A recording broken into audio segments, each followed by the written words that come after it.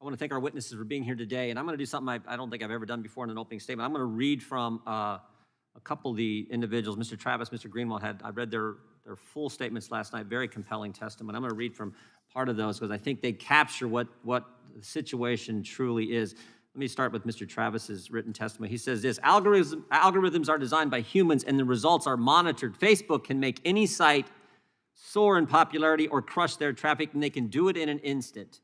This is the power of big tech writ large. We are living in a new gilded age where tech billionaires, maybe soon to be trillionaires, have more power than any elected official in the land. Facebook's Mark Zuckerberg, Twitter's Jack Dorsey, Apple's Tim Cook, Alphabet's Sundar Pichai, and Amazon's Jeff Bezos have more power today than Andrew Carnegie, J.P. Morgan, John D. Rockefeller, and Henry Ford ever did in the earliest days of the 20th century.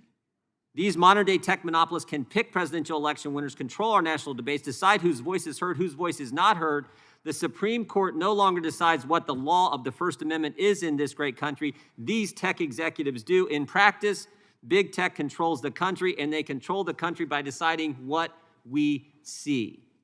Well said, Mr. Travis. I mean, if this doesn't underscore why we need to remove the liability protection in Section 230, I don't know what does. Mr. Greenwald makes many of the same points in his written testimony, and then he says this about the specific question at hand at this committee hearing today. He says, how Congress sets out to address Silicon Valley's immense and undemocratic power is a complicated question. Well, it is, posing complex challenges. The proposal to vest media companies with an antitrust exemption in order to allow them to negotiate as a consortium or cartel seeks to rectify a real and serious problem. Very true. But, and this is important, but empowering large media companies could easily end up creating more problems than it solves. He goes on to say this: further empowering this already powerful media industry, which has demonstrated it will use its force to silence competitors under the guise of, quote, quality control, runs the real risk of transferring the abusive monopoly power from Silicon Valley to corporate media companies. And this last clause is important. Or even worse, encouraging some sort of de facto merger in which these two industries pool their power to the mutual benefit of each. We already saw that happen.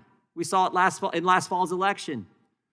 Both Mr. Travis and Mr. Greenwald cite this in their written testimony. Last fall, when big media teamed up with big tech to make sure the American people didn't hear about the Hunter Biden story in the weeks leading up to a presidential election.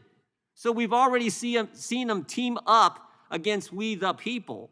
And now we have legislation that's going to give big media this consortium and cartel power. At the same time, we're looking to use antitrust law to deal with big tech. We're going to give an antitrust exemption to big media.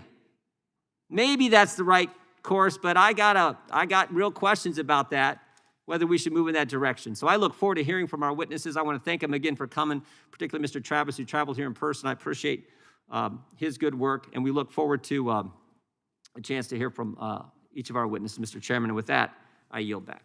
The gentleman yields.